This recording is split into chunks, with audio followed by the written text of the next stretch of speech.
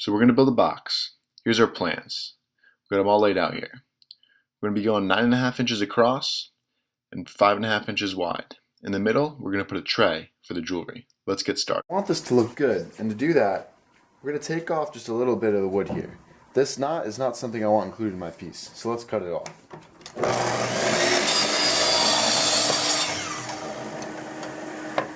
So now I've rough cut these boards, and they're about the size I want. I want to do this all at once, so I'm going to set the fence to 4 1/4, which is our final dimension, and cut them all at the same time so I know they're exactly the same size.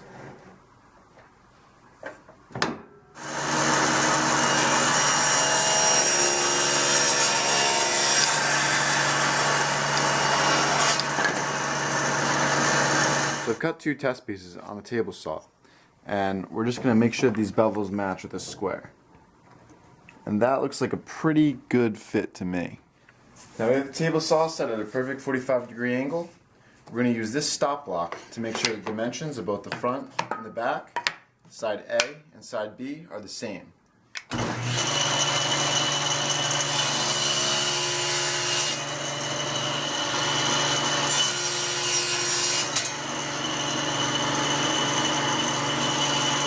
So now I've finished cutting the bevels, and we're going to have to cut the dadoes to put the bottom plate in. So that's the next step. In this case, I want the worst grain on bottom.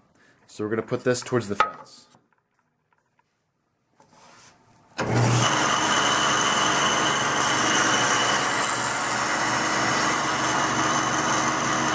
Now I've cut the bottom, I've cut the dadoes. Everything seems to fit really well. So I'm going to take it all apart. I'm going to sand everything before I put it together.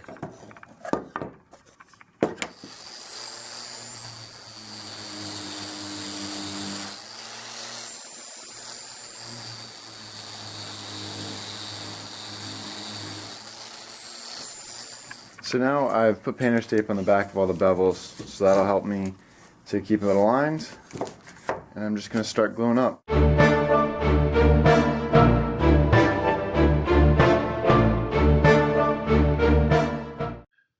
So now I want to make a tray for the box. I've got some 1/4 inch stock here that I've milled down, and we're going to cut it to size.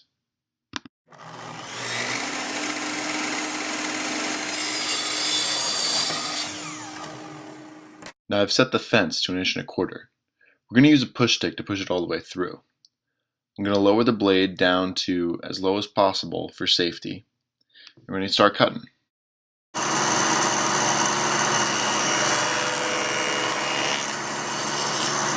Okay, so after about 100 test cuts, I finally have the finger joint jig set up, and we're going to cut this tray into finger joints.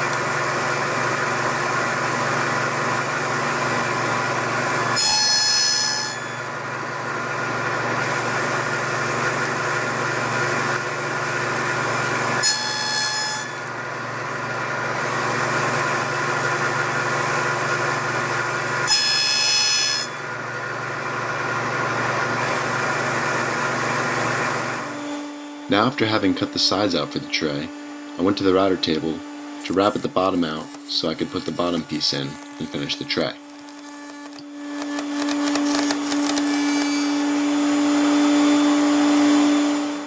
Now I assembled the tray off camera, and I began to cut the top. I had already cut the dado out to accept the panel for the top piece, and here I am cutting what's going to be the tenon that'll go into the stiles.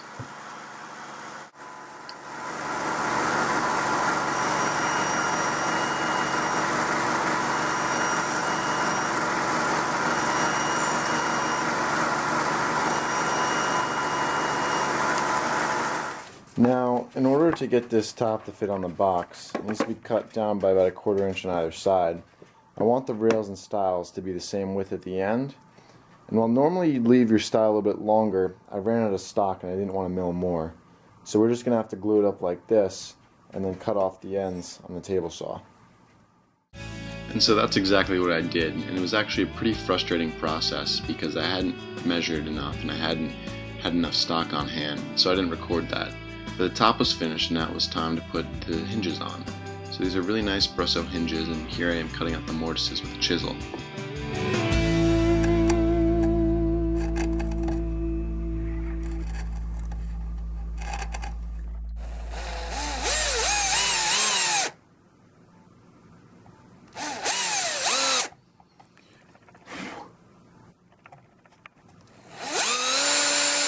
Now finally, I'm just going to lacquer everything up.